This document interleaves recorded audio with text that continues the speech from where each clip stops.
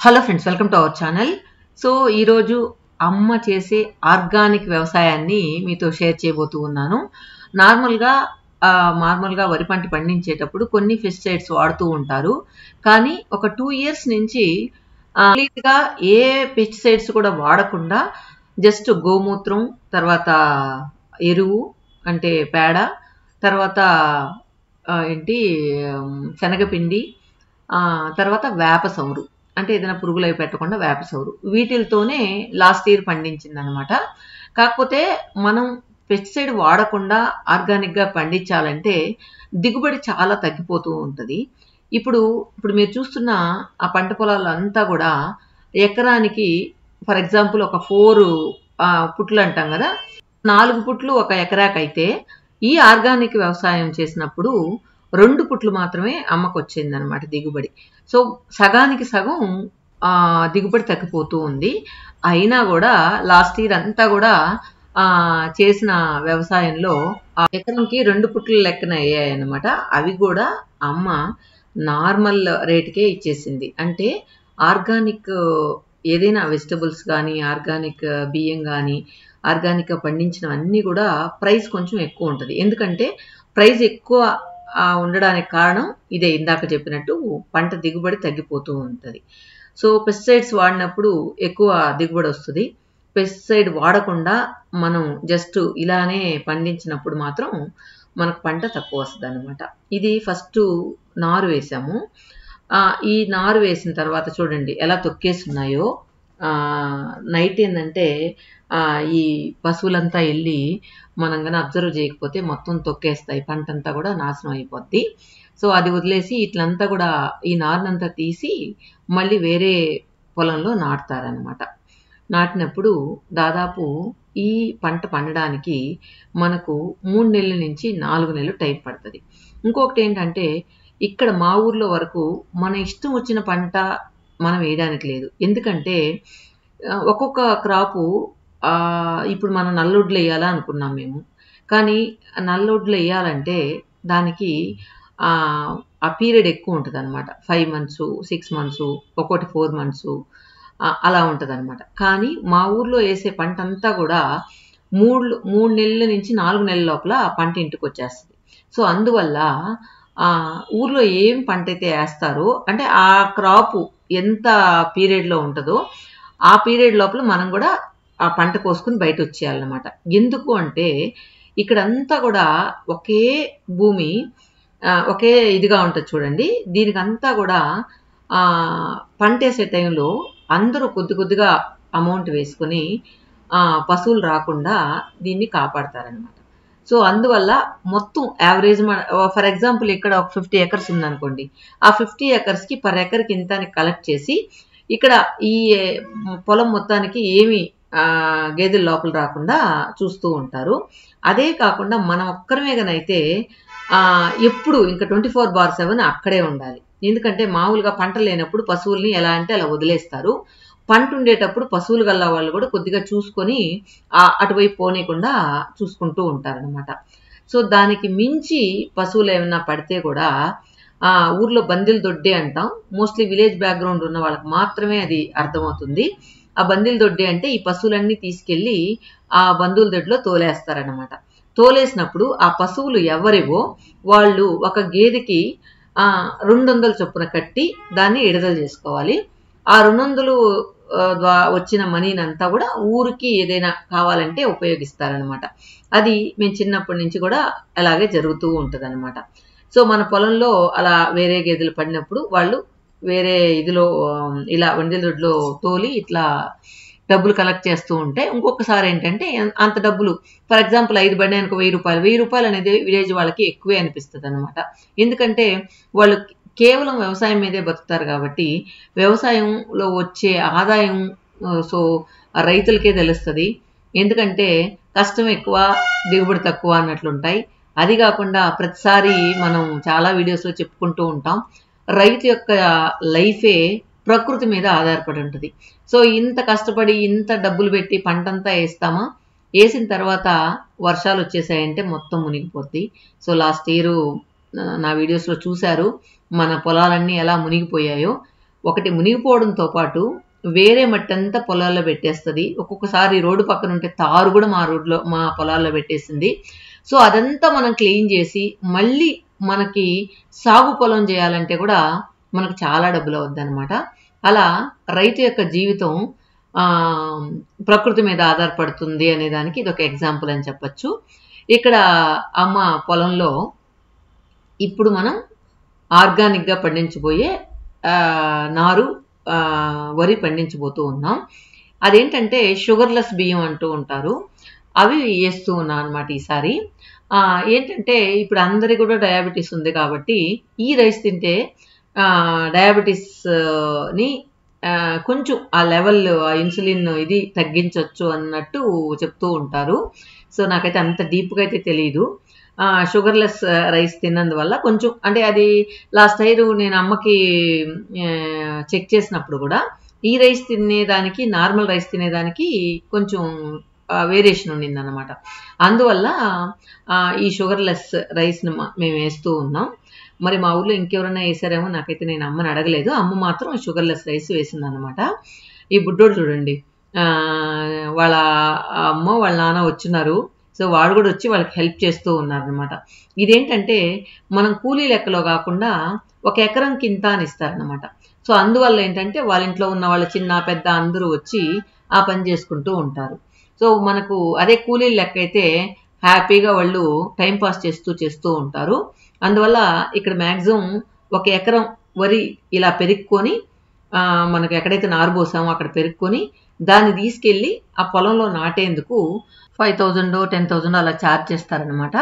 So అప్పుడేంటంటే మనం వీళ్ళ దగ్గర ఉండాల్సిన అవసరం లేదు, వీళ్ళు పని చేస్తున్నారా లేదా అని చూడాల్సిన అవసరం లేదు. సో వాళ్ళ డ్యూటీ వాళ్ళు చేసేసుకొని వెళ్ళిపోతూ ఉంటారు. అలాగే ఇక్కడ ఎన్ని ఎకరాలు ఉన్నాయో నాకు తెలిసి ఒక 100 ఎకర్స్ అన్న ఉండొచ్చేమో, నాకు ఎగ్జాక్ట్గా ఐడియా లేదు. అంతా కూడా ఇలానే చేస్తారనమాట. తర్వాత ఈ వీడియో ముఖ్యంగా పెట్టడానికి కారణం ఏంటంటే మేము ఈసారి ఏ పెస్టిసైడ్స్ వేయకుండా షుగర్లెస్ బియ్యాన్ని రైస్ని పండించబోతూ ఉన్నాం. సో మన సబ్స్క్రైబర్స్కి చాలా తక్కువ ప్రైస్కి ఈ రైస్ ఇవ్వాలనుకున్నాను. నార్మల్గా ఏంటంటే మనం పుట్లుగా అమ్మేయచ్చు, కానీ ఇలా ఇంత కష్టపడి మనం ఆర్గానిక్గా చేసిన పంటని అట్లీస్ట్ మన సబ్స్క్రైబర్స్కి ఉపయోగపడతాయనే ఉద్దేశంతో నార్మల్ ప్రైజ్ అన్నమాట. అంటే మేము చెప్పే ప్రైజు కేజీ బియ్యం రైసు అంటే ఆ రోజు రేట్ ఎలా ఉందో ఆ రోజు ఫిక్స్ చేస్తాము. వచ్చిన తర్వాత పంట వచ్చిన తర్వాత మోస్ట్లీ ఇంకొక 1 మంత్లో పంట వచ్చేస్తుంది. ఇది వేసేటప్పుడు తీసిన వీడియో అన్నమాట. వచ్చాక ఆ ప్రైజు చాలా తక్కువగా ఉంటుంది, మీరే ఫీల్ అవ్వచ్చు. ఆర్గానిక్ రైస్ ఇంత తక్కువ అని మీరే అనొచ్చు. దీనికి మెయిన్ కారణం అమ్మ అన్నమాట. అమ్మ ఏంటంటే ఫోన్లే ఏముంది మనం మామూలు ప్రైస్కే ఇచ్చేద్దామని లాస్ట్ టైం కూడా నార్మల్ రైస్ ఏ విధంగా కేజీ 60 రూపీస్ ఏమో పడింది, నార్మల్ రైస్ రేట్కే ఈ ఆర్గానిక్ రైస్ ఇచ్చేసింది అనమాట. అదేవిధంగా నేనేంటంటే ఈసారి జస్ట్లీస్ కొద్దిగా ప్రాఫిట్ పెట్టుకున్నాము. ఎందుకంటే నార్మల్ రైస్కి దీనికి పంట దారము ఆల్మోస్ట్ 50% తగ్గిపోయింది కదా అని చెప్పి అన్నాను. లేదులే మినిమం రేట్కే ఇద్దామని చెప్పి అమ్మ చెప్పారు. సో అందువల్ల మేము పండించిన ఈ ఆర్గానిక్ రైస్ని మన సబ్స్క్రైబర్స్కి ఉపయోగపడతాయని చెప్పి నేను ఇది పెడుతూ ఉన్నాను అన్నమాట. సో ఎవరైనా కావాలనుకుంటే కమెంట్లో పెట్టండి. పంట వచ్చేదానికి ఇంకా ఒక 1 మంత్ పైన పడుతుంది. సో 1 మంత్ తర్వాత మీరు ఎక్కడ ఉన్నారు, ఏ సిటీలో ఉన్నారో సో వాళ్ళకైతే మేము బుక్ చేస్తాం. ఇది కేవలం మన సబ్స్క్రైబర్స్కి నా వంతు ఇదిగా ఒక చిన్న ఇది అని చెప్పచ్చు. ఎందుకంటే ఈ ప్రైస్కి మీకు మేమిచ్చే ప్రైస్కి ఎక్కడా కూడా దొరకవు రైసు. దానివల్ల సో ఎవరికో ఇచ్చే బదులు మన సబ్స్క్రైబర్కి ఇవ్వచ్చు కదా అని చెప్పి ఒక చిన్న ఐడియా వచ్చింది నాకు. సో అదేంటంటే ఇక ట్రాన్స్పోర్ట్లు ఉంటాయి కదా, నవత అలాంటివి ఏమన్నా ఉంటాయి కదా, సో వాటిల్లో బుక్ చేస్తే కనుక మీరు తీసుకోవచ్చు.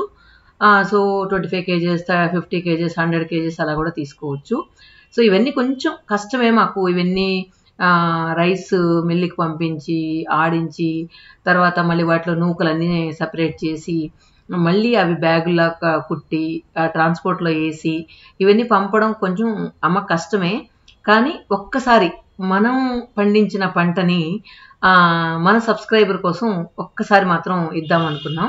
సో ఇప్పుడు వచ్చిన పంటని పంటలో ఎన్ని రైస్ అయితే వస్తాయో వాటిల్ని కేవలం మన సబ్స్క్రైబర్స్ మాత్రమే ఇవ్వాలనుకుంటున్నాను మినిమం ప్రైస్లో. అంటే ఆర్గానిక్ బియ్యాన్ని నార్మల్ ప్రైస్లో ఇవ్వాలనుకుంటున్నాను. బిజినెస్గా అయితే చేయట్లేదు.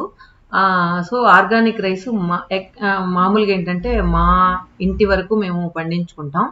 సో అలానే ఈసారి మొత్తం మాకు ఎంత భూమి ఉందో అక్కడంతా కూడా మొత్తం కూడా ఇవే ఆర్గానిక్గా పండించి షుగర్లెస్ రైసే వేసింది. కాకపోతే ఏంటంటే మేము ఇప్పుడు అవే తింటూ ఉన్నాం. కాకపోతే మా వారు చెప్పేది ఏంటంటే అంత పాలిష్ పెట్టకుండా ఒక్క పాలిష్ పెడితే గనక ఇంకా మంచిది అని చెప్పి అంటూ ఉన్నారు. సో అదే అందుకనే ఈసారి అమ్మకి చెప్పానన్నమాట, మాకు పాలిష్ కొంచెం తక్కువ పెట్టి పంపించమని చెప్పేసి. ఎప్పుడైతే ఆ పాలిష్ ఎక్కువ పెడతాం రైస్ ఎక్కువ తింటాం. సో మనకేంటంటే ఇంకా డయాబెటీస్ ఉన్న వాళ్ళకి ఎక్కువ అవుతూ ఉంటుంది. మన కార్బో ఎక్కువ తీసుకోకూడదు కాబట్టి. సో అదే మనకు పాలిష్ తక్కువ పెట్టామనుకోండి ఎక్కువ అన్నం తినలేం. సో దానివల్ల ఈసారి అన్పాలిష్డ్ రైస్ పంపించమని చెప్పాం.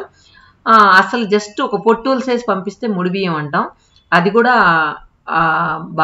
బాగుంటుంది. కానీ కొంచెం తినడానికి కొంచెం కష్టంగా అనిపిస్తూ ఉంటుంది ముడిముడిగా ఉంటే. కానీ హెల్త్ కోసం తప్పదు కదా అని అట్లీస్ట్ లైట్ పాలిష్ మనం పెట్టించి పంపించమని చెప్పాము ఈసారి వచ్చే పంటకైతే. నార్మల్గా రైస్ ఏంటంటే పండిన వెంటనే అయితే గనక మనకు ఎక్కువగా మనం అన్నం చిమిడిపోయినట్లు కుక్కర్లో వేసుకున్న వాటర్ చాలా తక్కువ తీసుకుంటుంది. కానీ పండిన వెంటనే కనుక మనం వడ్లు ఆడించుకుంటే కనుక రైస్ తీసుకుంటే కనుక వాటర్ కన్జంప్షన్ తక్కువ వేసుకోవాలన్నమాట. ఒక డబ్బాకి 1.5 అట్లా వేసుకోవాలి. ఇంకా ఎక్కువ కొంది 1కి 2 వేసుకోవాలి. ఇంకా రైస్ ఇంకా మగ్గే కొంది 1కి 2.5 అట్లా వేసుకోవాలన్నమాట. సో అందువల్ల ఏంటంటే కొంతమంది ఏంటంటే అన్నం గంజిగా వస్తుంది అట్లా అనుకుంటూ ఉంటారు కదా. So main rice consumption rice పాతబడే కొద్దీ ఎక్కువ నీళ్లు పోయాలి, కొత్తగా ఉన్నప్పుడు తక్కువ నీళ్లు పోయాలన్నమాట. అది రైస్ బాగా రావాలనుకుంటే. చాలా మంది ఏంటంటే ఇప్పుడు కుక్కర్లో పెట్టడం మానేసి అన్నం వార్చుకుంటున్నారు. కానీ అలా మనకేంటంటే కొంచెం శ్రమ అనిపిస్తూ ఉంటుంది. కుక్కర్లో అయితే విజిల్ వేసేసామా 2-3 విజిల్ కాపేసామా అలా ఉంటుంది. అదే రైస్ కుక్కర్లో అయితే కనుక ఇంకా అది ఆటోమేటిక్గా అయిపోతుంది కాబట్టి మనకు శ్రమ తక్కువ అవుతుంది కాబట్టి మనం ఎక్కువగా అదే ప్రిఫర్ చేస్తూ ఉంటాం. ఈవెన్ ఫస్ట్ ఒకసారి అన్నం వండుకున్నప్పుడు చిమిడిందంటే నెక్స్ట్ డే కొంచెం వాటర్ క్వాంటిటీ తగ్గించడం, అది చాలా మందికి తెలియకుండా అయ్యో అన్నం చిమిడిపోతుంది అలా ఇలా అంటూ ఉంటారనమాట. సో అది మెయిన్ ఇదనమాట. పంట వచ్చినప్పుడు రైస్ తక్కువ పడుతుంది, మగ్గే కొంది రైస్కి నీళ్లు ఎక్కువ పడుతుంది అనమాట. సో అది ఒకటి గమనించాలి. సో మొత్తానికి మా వంతు ఇదిగా ఒక చిన్న ఇది అనుకోవచ్చు, మా పొలంలో పండిన పంటని మన సబ్స్క్రైబర్కి మినిమం ప్రైస్, అంటే మేము ఇచ్చే ఆర్గానిక్ రైస్ మీకు ఆ ప్రైస్ ఎక్కడా దొరకదు అనమాట. మీరు ఎక్కడ ఎంక్వైరీ చేసుకున్నా దొరకదు అనమాట. అలాంటి ప్రైస్కి అంటే నార్మల్ వడ్ల ప్రైస్కే ఇద్దామని అనుకుంటూ ఉన్నాం. సో చూడాలి పంట వచ్చాక ఎంత పంట వస్తుంది అనేది. ముందరైతే 50% దిగుబడి వచ్చింది, ఈసారి ఎంత వస్తుందో చూడాలి. ఇప్పుడు మీరు చూస్తున్న క్లిప్పింగ్స్ అన్నీ కూడా అప్పుడప్పుడు తీసినవన్నమాట. సో ఇది ఇంకా పంట పండిపోయింది. ఇప్పుడైతే ఇంకా మనకు 1 మంత్ జనవరి ఎండ్కే ఫిబ్రవరి 1 పంట తీస్తారు. అప్పుడు దాకా మనం వెయిట్ చేయాల్సిందే. మేమేంటంటే ఈ సంవత్సరం పండిన వడ్డుల్ని నెక్స్ట్ ఇయర్ మళ్ళీ పంట వచ్చినాక 2 to 3 months దాకా కూడా మేము అవి తినమన్నమాట. కొంచెం మాగాలి అనేసి అలానే పెట్టేసి ఫస్ట్ ఇయర్ వడ్లనే మేము ఉంచుకుంటాము. సో మేమేంటంటే రైస్ ఎప్పుడు కావాలంటే అప్పుడే మిల్లులో వేసుకుంటాం అనమాట. ఇప్పుడు రైస్ అయిపోయింది అనుకోండి, మళ్ళీ ఈసారి వెళ్ళినప్పుడు కొద్దిగా అట్లా తెచ్చుకుంటూ ఉంటాను. ఈ మధ్య అయితే మేము కంప్లీట్గా రైస్ తినడం మానేసాము. ఎక్కువగా జొన్న సంగటి, రాగి సంగటి ఇలాంటివే తింటూ ఉన్నాం అనమాట. జొన్న రొట్లు, ఈవెన్ చపాతీలు కూడా మానేసాము. రైస్ చాలా తక్కువ తింటూ ఉన్నాము, చాలా తక్కువ తింటూ ఉన్నాము. మాకు 25 kgs తెచ్చుకుంటే 4 months దాకా వస్తుంది అనమాట. 4-5 months కూడా వస్తుంది ఒక్కోసారి.